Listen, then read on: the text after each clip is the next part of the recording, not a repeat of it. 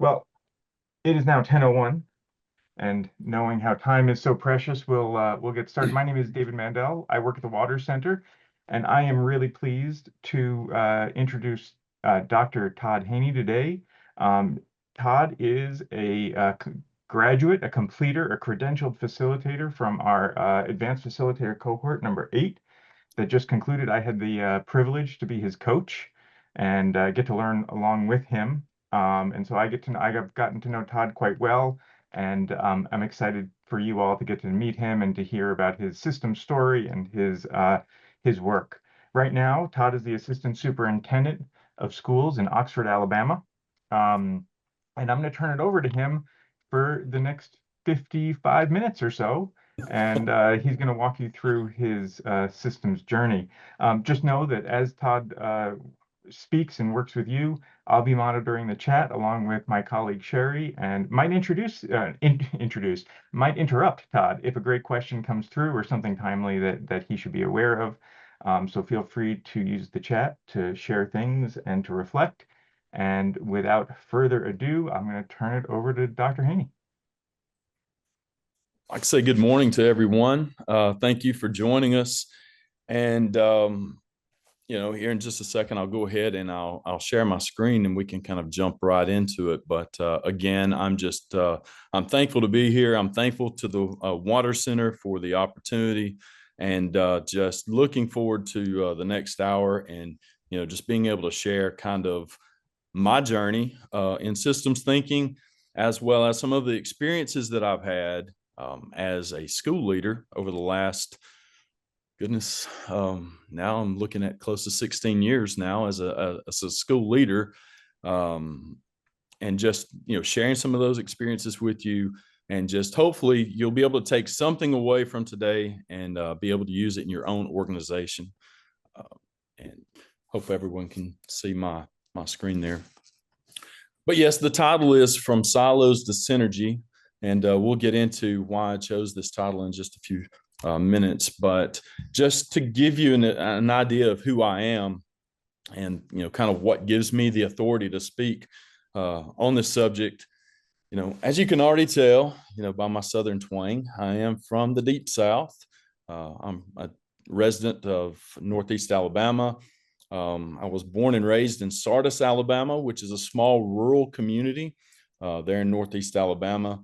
And as a student, I had a few of my former teachers and athletic coaches who made a huge impact on my life. I won't get too far into the details of my childhood, but they were a very positive influence on me. My teachers, I had several that really kind of drove me through some rough waters, but they encouraged me and they influenced me to do the same. And I wanted to have a positive impact on others, and so that's why I chose education. And in 2000, my teaching career started. I was a history teacher. I've been a football coach. I've been a basketball coach. I've coached wrestling. I've coached tennis. I've coached track. Anything that I could do to help influence the children that I served in the communities that I served, I wanted to do that. I enjoyed athletics. I enjoyed extracurriculars. But in 2009, I was encouraged to go back and get my master's degree with a coaching friend of mine. And so we started graduate school at Auburn University. And in my first graduate class, I was studying under Dr. Lisa Kinsler, and I was introduced to systems thinking. Now, our class had what I call a 3-day boot camp, so to speak. It was a Friday, Saturday, Sunday. And I kind of call it the initiation to the concepts and the tools of systems thinking. And, we had such a great time. I remember very vividly, we were using Dr. Seuss books to draw causal loop diagrams and to tell the stories that were happening. And so it really resonated with me. And, when it was at that point that I realized that, this was my language. this is kind of how I saw the world. I did see systems everywhere around me, but I never really had the verbiage or the tools. So, like I said, from that point, I saw the world through a different lens. And I began to notice, how systems were all around, systems within systems, and it kind of changed again how I viewed the world, how I interacted with people. Um, I became more curious about how things work. And so in 2010, I had the opportunity to move into school leadership after finishing my degree, or my master's degree at Auburn. And I spent 1 year as an assistant principal at the high school before I became a principal. So, that first year I was, just fighting to keep my head above water. But I spent the next 7 years as a sitting principal in a couple of different districts. And all along the way, we continued to dig deeper into the use of systems thinking. When I say we, I'm talking about not just me, but my whole organization. And in 2019, right before the outbreak of COVID, I became a superintendent for the first time. And I spent 6 years in that spot before making the decision to now move to what is a larger district as an assistant superintendent, which is my current position, like I said. But all throughout my time as a school leader, our organizations, I tried to expose them to and use system thinking tools as well as habits to a large degree. Again, we may not have used the exact verbiage that we use today in some of our classes, but the structures were in place. And I credit our people for using those systems thinking tools and habits for the successes that we had. And in 2024, I started and went through the Water Center Advanced Facilitator credential, and we just finished that up recently. It was truly a great experience. I can't say enough about the program, but more importantly, I can't say enough about the people. So I'm thankful for the opportunity, and kind of how it's reignited my love for sharing systems thinking work with others. And so, kind of going back to my title, from silos to synergy. What is a silo?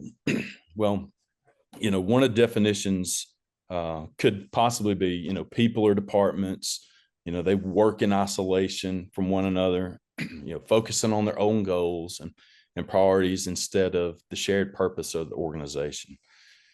How many times, if you're involved in school, which I come from an education background, so I see this every day, everybody working, on their own island, so to speak, departments working by themselves, and their main goal and focus is on, what their task is, and instead of taking a step back and looking at the bigger picture. But in many cases, and this can hold true across all organizations, is that in many cases, people feel more comfortable working in silos. Well, as far as synergy is concerned, the definition of synergy is when people or departments of an organization work together so effectively that, their combined impact is what could is more than what they could achieve individually. So you're trying to get everybody to, pull in that same direction. Just recently, I was meeting with my new group of department heads and administrators, and we conducted an exercise, and it's right here in Oxford. I don't know how many of you have been part of the paperclip exercise, in which you talk about, the individual, you give everyone a paper clip, and then they come up with, the number of uses that they could come up with for a paper clip. Well, then you put everyone together and you combine everyone's answers, and you see that, there's power in collective IQ. There's power in working together, because now you can come up with more answers to the question. You get so much more accomplished by working together than you do by, going at it alone. And systems thinking, to me, creates that avenue to allow that to happen. And that's, as a school organization, that's what we want. We want everyone working together. We want to be as efficient as possible. But at the same time, we're trying to do the very best that we can for the students that we serve. And we're doing them a disservice if we're not all pulling in the same direction. So the question is, well, how do you get there? And so what I've broken this down into 3 themes. And so the first one is breaking barriers. To me, number 1 is the most important part. And you say, well, this is not necessarily a system tool, but it is the foundation in which has to be in place in order for any discussion about the use of a causal loop diagram or the use of an iceberg. Communication and trust are truly, to me, the connective tissue of any systems thinking environment. Without them, people have a tendency again to retreat in their silos and go back into protecting their own work and trying to just get through the day, as opposed to optimizing their work for the whole organization. And so, systems rely on interconnections, and communication is the connection. Peter Senge said this, that the quality of communication determines the quality of systems intelligence. Communication is key. If you can't have open and honest communication with the people that you're working with, then it's going to be very difficult to get any type of meaningful change, or to address issues as they come along. There has to be trust. There has to be open lines of communication. Feedback loops, they're paramount. There has to be openness, allowing for open feedback between the 2 parties. And there has to be psychological safety as well.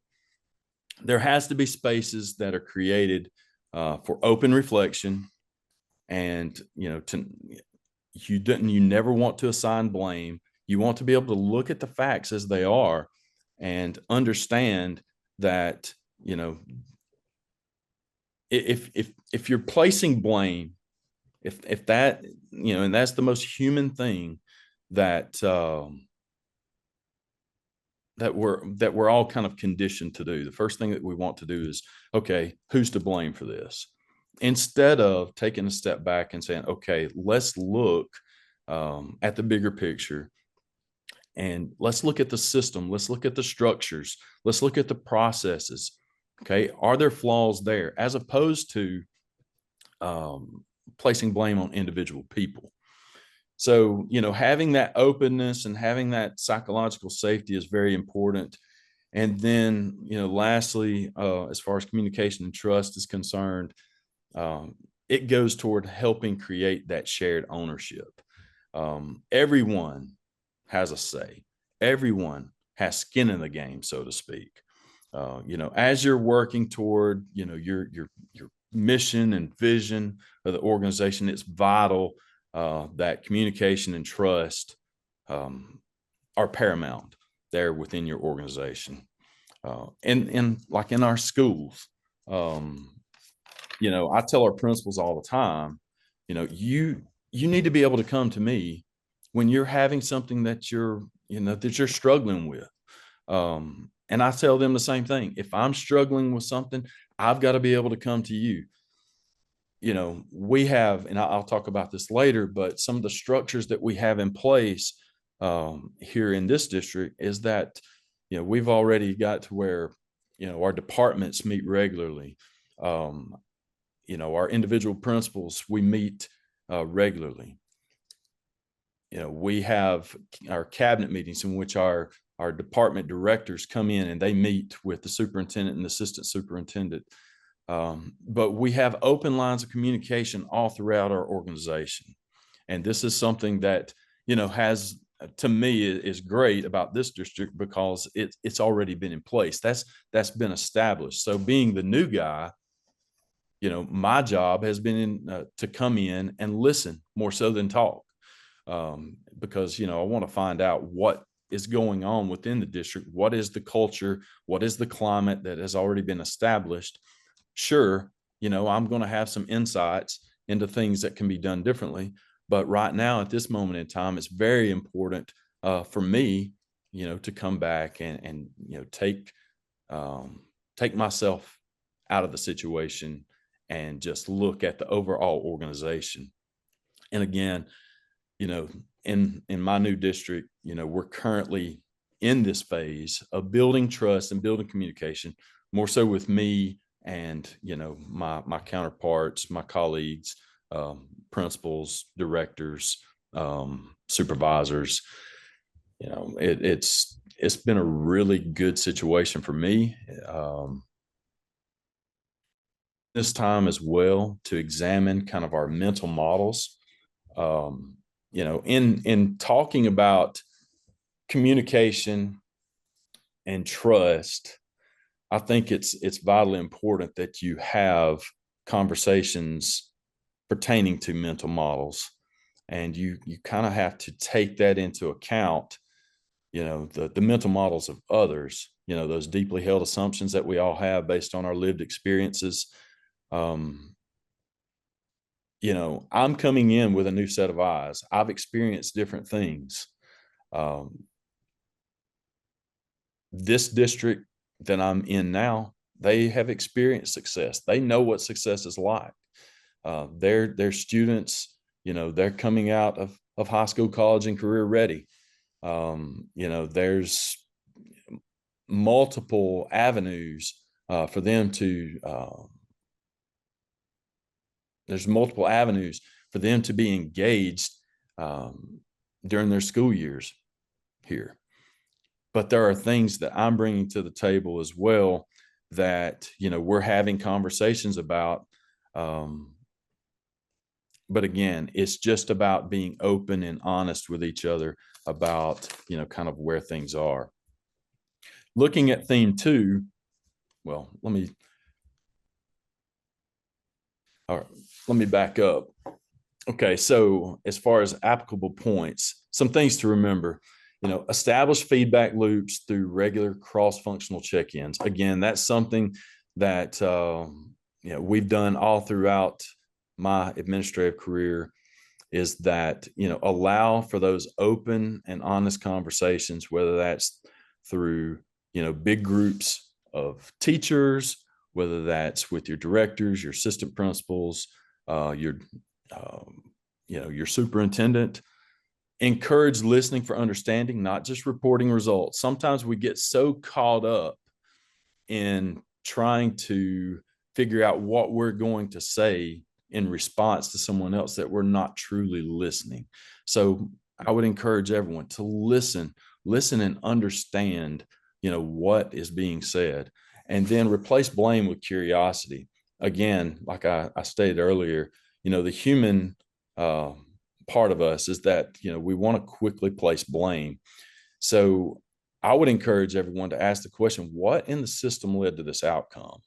By digging deep and really looking at the processes and procedures that you have in place, I think that it can lead to some very deep conversations pertaining to your organization. In looking at theme 2, seeing the whole and shifting from parts to patterns. So the concept here is that, systems thinking begins with changing how we see things within our organization, moving from focusing on individual parts or departments to understanding interconnections and patterns. In silos, what do people do? They look at their own area. When we're working in synergy with one another, we see how the work affects the entire system. And so the idea is to get everyone to look at the interconnectedness of everything that's going on. You can't fix what you can't see. Problems are often hidden in gaps. And so if you have people that are working in silos and you have, your curriculum department is working by themselves, but then you have finance and they're not talking about, where they're spending their money and they're not looking at budgeting. Sometimes there can be some friction there. When you only look at your piece, you often miss the root cause or the root causes that lie in those intersections. So what we try to encourage people to do here in Oxford, as well as in my former district, is that we encourage that communication, that conversation to happen during those department meetings, during those principal meetings, during those individual directors meetings. We try to talk across departments to make sure that we're not missing some of those hidden gaps, so to speak. And then optimizing the parts can actually weaken the whole.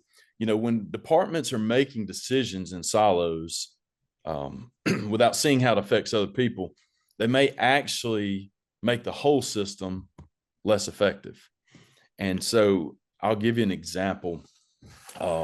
Just a few weeks ago, I had to have a conversation with a principal that, some of the decisions that he or she was making,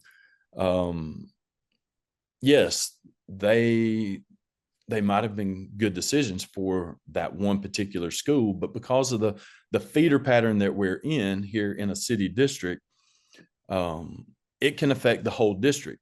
And let's say, for example, if they said that they were going to allow students to be released at 12 p.m. on a Tuesday at the high school level. But if that conversation has not been had at the district level and that conversation has not been had at the elementary levels, okay, well, that affects buses, that affects, lunches, that affects a lot of different things. And so, having those conversations about when you work by yourself in silos and you're not having those discussions, you're not having that open communication, it can weaken the whole system, so to speak. Seeing the whole reveals patterns over time, not just events. Systems thinking, it helps us move beyond reacting to events. I know in my case, as a superintendent, I never wanted to be just someone who was constantly putting out fires. I feel like that if you have the proper processes and procedures in place and you are communicating with each other and everyone is working, in the same direction, there's going to be times where you have to put out fires. There's things that come up from time to time, but you want to recognize the structures and the patterns that may cause things to come up later on. I always talk to, the people that I work with about the unintended consequences of our decision making. And, in looking at the structure and processes that we have in place, what are the unintended consequences that are going to come about as a result of what we are currently doing? And so we're constantly problem solving or troubleshooting just to refine things. And that's just part of the continuous improvement process. And then seeing the whole builds towards shared purpose. Everyone has an understanding of where we're going. So, just a few points that I could make is, the zoom out question would be, how does this decision affect or impact other areas? Many times, if people are working in silos, again, they're not worried about how that decision affects someone else. They're worried about, okay, I've noticed this problem. I'm going to make this decision and I'm going to move on. I'm not looking at how that's going to affect finance. I'm not worried about how that's going to affect transportation.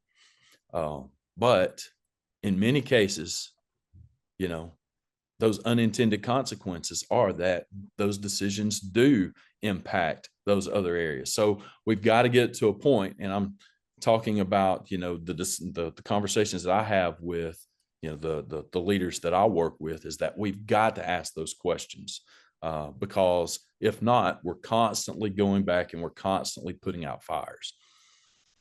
Map cause and effect or causal loops before acting. That just speaks to me that you should be looking at, how everything affects, the decisions that you're making affects everything else. And so we want to, again, take into account, those unintended consequences, look at the intended consequences. Did those things actually come to fruition?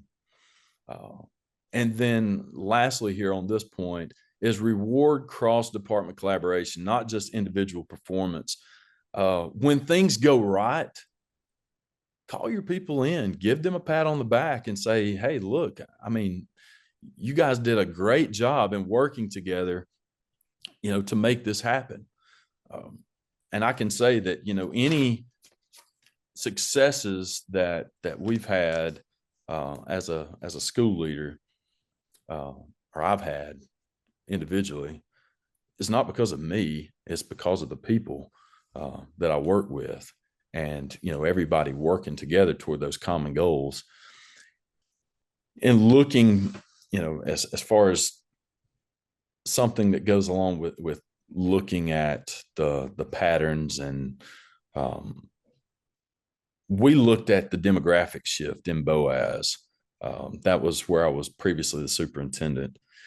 In 2003, I was a classroom teacher there in Boaz, and looking at our demographics, we had 40% poverty, and less than 5% of our students went home to non-English speaking families. By the year 2014, when I came back as an administrator or a school leader, over 70% of our student population had now been classified as poverty, and over 40% of our students went home to non-English speaking families. 2019 rolls around, and I'm named superintendent. Over 75% of our students were in poverty, and over 50% of our students went home to non-English speaking families. So you can see the trend there. In-district students, it was roughly the same. We had an out-of-district policy, so we had roughly about 200 students that came to us from outside of our district lines that we allowed to come in and pay, a small tuition, because their parents wanted their students to go to our school district. We had a total of about 2,600 students by the time I was leaving Boaz. Over 80% of our students that were in district were poverty, and over 55 families. In 2019, we had to make some choices. Up until that point, I'm not saying things weren't being done, but our district was putting Band-Aids on issues that were coming up. We had to make some really tough choices. How are we going to meet the needs of our growing EL population, as well as our growing number of students that were going home to poverty? We decided that we were going to reallocate resources. We went out and hired more bilingual teachers, more bilingual aides, more bilingual support staff members. We hired an outside consultant to come in and work on academic language and vocabulary. We changed how we taught, so to speak, we tried to enhance our support.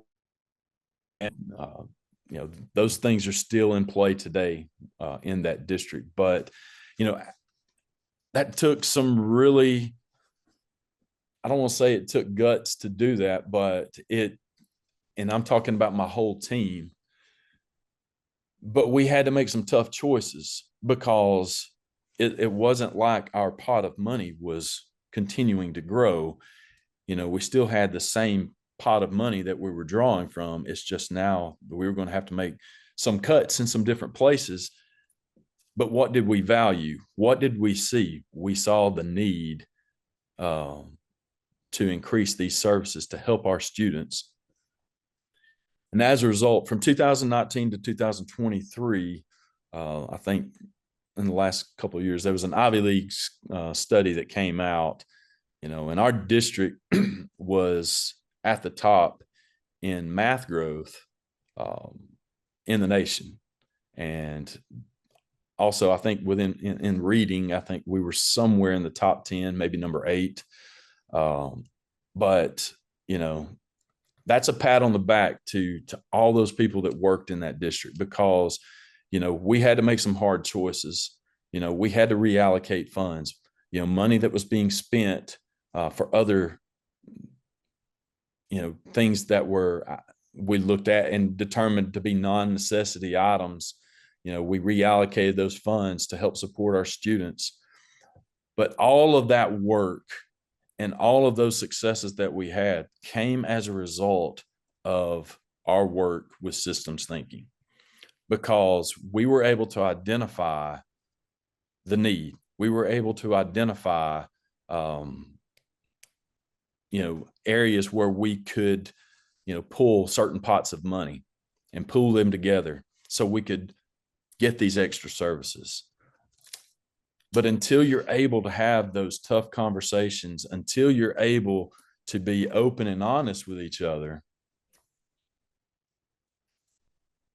it makes it very difficult to make that change. So I go back to the points, some of the things that we did. We looked at our decision making and how it was affecting all of our areas. We looked at the causal relationships between everything that was happening. But then on top of that, the most important thing is that our people were working together, whether it was our finance, whether it was our federal programs, instruction. Everyone bought in to the fact that we now had a mission and vision of making sure that we had the proper supports in place to meet the needs of the students that we were serving at that very moment in time in Little Boaz, Alabama. And that required a lot of collaboration. It wasn't just one person. Okay, you're talking about, the district office, the principals, and Boaz Middle School. They knocked the ball out of the park. They did a phenomenal job of doing the work. But all of our schools during that time did phenomenal, and we're all pulling in the same direction. Hey, Todd. Yes, sir. Quickly, Jeff asked a question about the board and how Okay. you engage the board in that work and the silo renovation. Our board during that time, we were very fortunate in that we had 3 of our board members who were parents of students. And then we had 2 others that were, I guess, stakeholders in the community. One was a business owner, and then one was a retired educator. And so they were on board. Once we had several work sessions outlining for them the facts, giving them visual representations of, how our population had changed. And then, laying out for them, okay, this is where we need to go. And making those changes, laying out the budget for them. I'm not going to say that it wasn't tough and it wasn't hard conversations at times, because, a lot of people are resistant to change. And in that particular community, there were some people that still wanted to see that community as looking like it did in 2003. But when the facts are there in front of your face, sometimes it's hard to question those. And so, just giving the board the facts, laying it out there for them, having open and honest conversation. Again, as I'll get into in just a few minutes, they were very instrumental in our strategic plan for that particular district, in which in 2021 we went back and we felt like it was the time to write a new strategic plan, and so we did that. And so they were very instrumental in that process as well. And so when they were able to engage with other community members, as well as the parents of these non-English speaking students, we had translators that were available in all of our schools. When board members would go visit, they were engaging with these parents, and so they saw the need. And so that, to me, was kind of the tipping point when it became evident to them that, yes, our student body has changed, our demographics have changed, and we're going to have to change with it.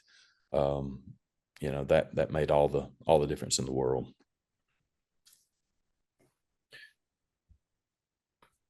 So my last theme is designing for synergy, aligning purpose and processes. The concept, true synergy happens when people, processes, and goals are aligned toward a shared purpose. Systems thinking helps identify leverage points where small changes can yield big results.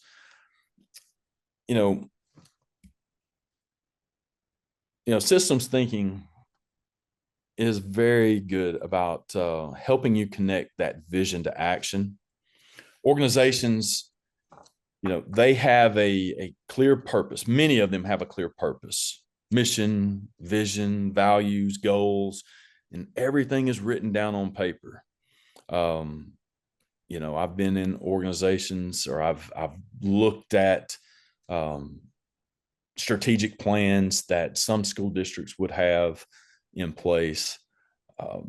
But the question is, do people just put those down on paper, or are they actually living, breathing documents that are used as a guide to help the district or help the organization move toward, attaining those very valuable goals? But in many cases, it leaves the processes out. So, how the work actually gets done, it doesn't always align with the purpose.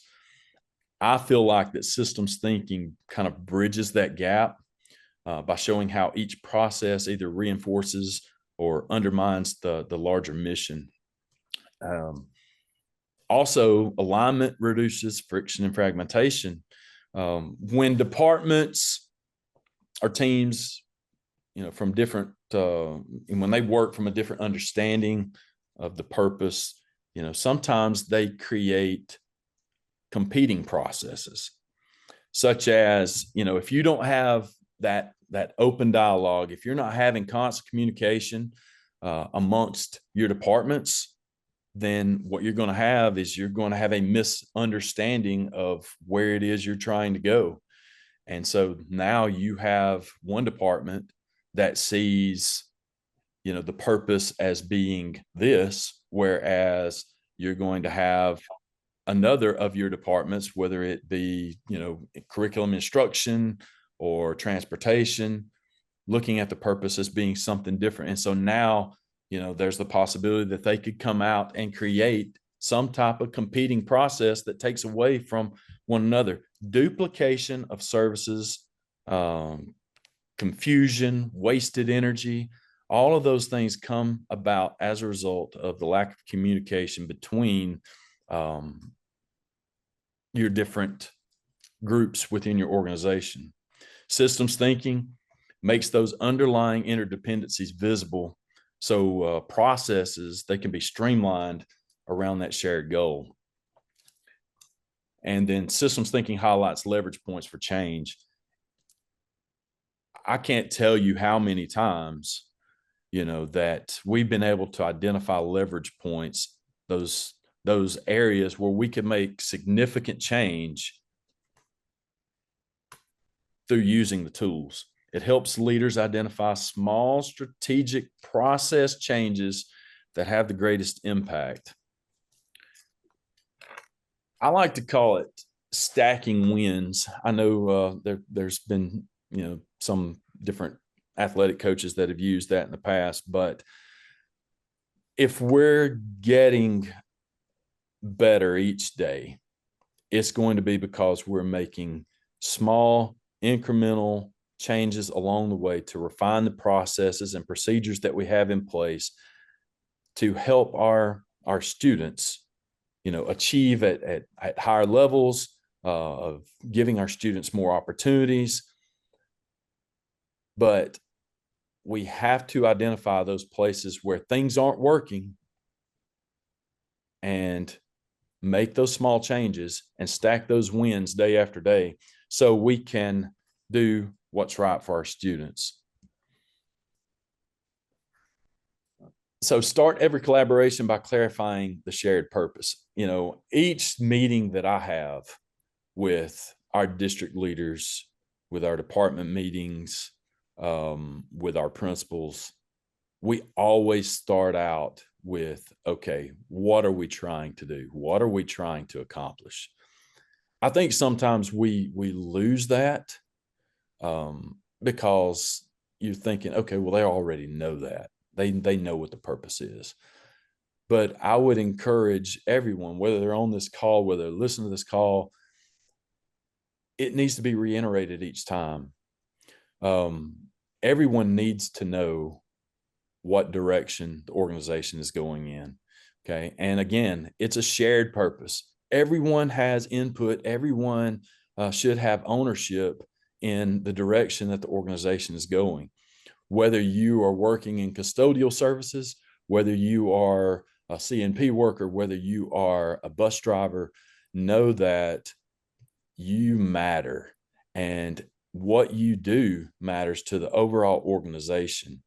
But they need to understand what the purpose is, not only of the overall organization, but how their role in the organization fits into that overall purpose. Again, identify leverage points where small, smart interventions make the biggest difference. And then also, this cannot be left out. Celebrate those collective wins to reinforce that behavior. When you have wins, and I talked to everyone about stacking wins, we want small wins each day. It's just like if you're a person that, you want to lose 20 pounds and you go to the gym, you're not going to lose 20 pounds after the first time, you go to the gym, right? You're looking at stacking those wins each day, doing, those processes and procedures. In order to meet your goal, you want to do those things. You want to replicate, those good behaviors each day. And then you want to reward yourself. But in the organization, you want to reward your people if they're doing the things that they need to do. Let them know that, hey, we are moving in the right direction. Let's continue to stack those wins. Let's continue to do things the right way. In 2021, again, coming out of COVID, our leadership team in my former district, we felt that it was time for a reset of the district. We were making significant headway in academic performance and instruction, but we also knew that we needed to take a step back and kind of look at our overall mission and vision for the district. Had a lot of conversation with the board, had a lot of conversation with our city council and mayor, and then also had a lot of conversation with parents. But not to be left out, we also included students. Okay. We needed to have student voice. We spent a full year engaging over 200 people who are representatives of various stakeholder groups within our community.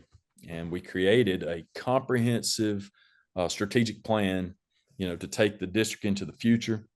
And some of the things that we addressed, safety and academics. We addressed our fine arts. We addressed career tech. We addressed athletics, all of our other extracurriculars. And the goal in all of that was to create alignment, which we had alignment maybe before in the past, but there had been some significant changes within our community. And so we knew that in order for us to meet the needs of the students that we were now serving, okay, we had to make some changes. A lot of hard conversations. Some stuff as a district leader, it was not easy to hear. And I'll say this, that as an organizational leader, whether you're in education, whether you are in business, those conversations are not always going to be very positive, or they may not come across positive. But the thing is you can't take those things personal.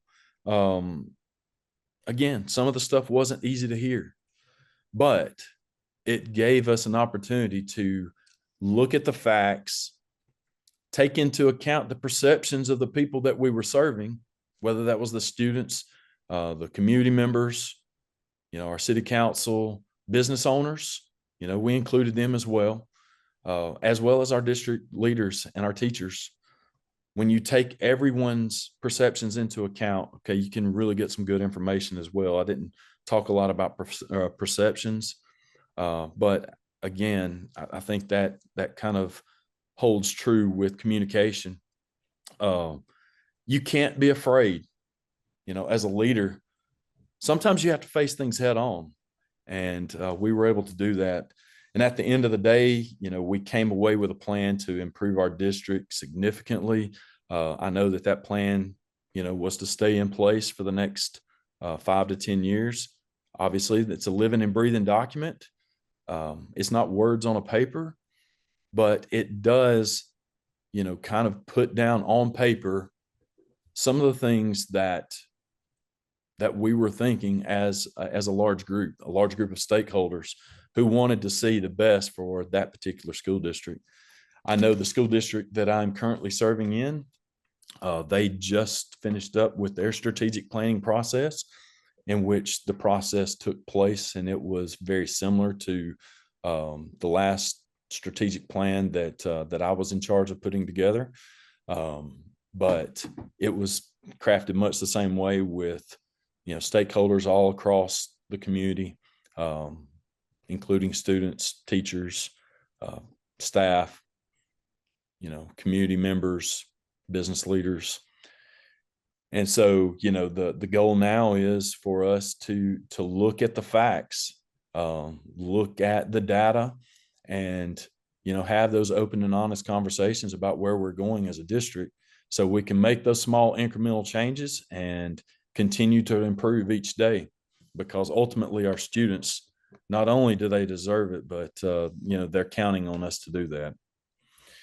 So in closing, I think I'm getting close here. Yeah. When we see systems, we stop fixing parts and we start cultivating relationships. It's all about relationships. It's all about relationships with the people that you work with, your colleagues. It's all about the relationships that you have with your community. It's about the relationships with the students that you serve, in education. If you're in business, customer service is everything, right? Some of the best organizations in the world have some of the best customer service in the world. And so when we look at the systems and how everything is interconnected, we stop looking at things in isolation and we start looking at the whole. And to me, that's what systems thinking is all about. You take a step back and you're looking at the big picture. And the decisions that I make as a leader, the decisions that, the people that work with me make, we have to take into account the consequences of our decisions, whether those are intended or unintended. But we just can't do it alone. Everyone has to work together. Thank you. I appreciate the opportunity today. I hope that something that I said has resonated. I know it's been good for me. Again, I'm not the most polished of speakers, but at the same time, I hope you can see where my heart is as a school leader, as a systems thinker. I know that professionally, systems thinking has played a significant role in my career, but I will say that also personally, as far as, a human being, it has helped me to take into account, the lived experiences of other people and just, I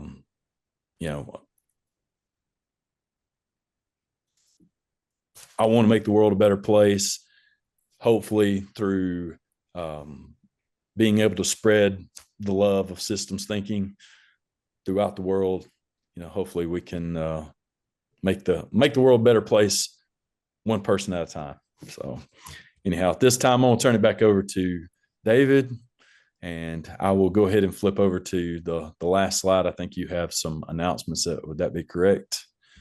Yeah. Thank you so much. Well, everyone, I join everyone in thanking you, Todd, for sharing your thoughts today, your experiences and those lessons learned. Yeah, I think that idea of stacking wins really sticks with me, the nature of accumulations, right? And how those can form a really positive reinforcing loop. And just the nature of relationships. And I've noticed how relational you are and how impactful that has been in your work. It came through crystal clear.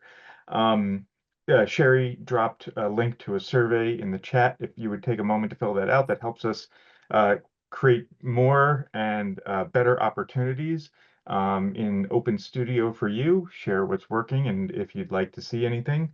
I want to share too about a couple of things. Todd mentioned our Advanced Facilitator Credential program that he has finished and completed masterfully.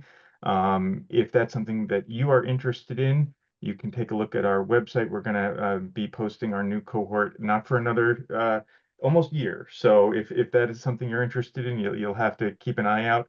But we do have some workshops coming up that I'll share about. We have our Foundations of Systems Thinking workshop. It's an 8-hour course in April. And depending on demand, we may put up some more sessions of that. So please share it with friends and colleagues. And if you are interested, it's a wonderful opportunity to engage with us in systems thinking. Also, for people who have done the Foundations workshop, we have a new offering, the Mastering Accumulations, a 3-hour course coming up in February. And please take a look at our website for other options that may arise. We're very happy that you joined us today for Open Studio. Thank you so much for your attendance and your questions. And I saw people taking notes and looking inquisitive during the time, and it's just lovely to see. So thank you so much, and hope that you have a wonderful rest of your Thursday.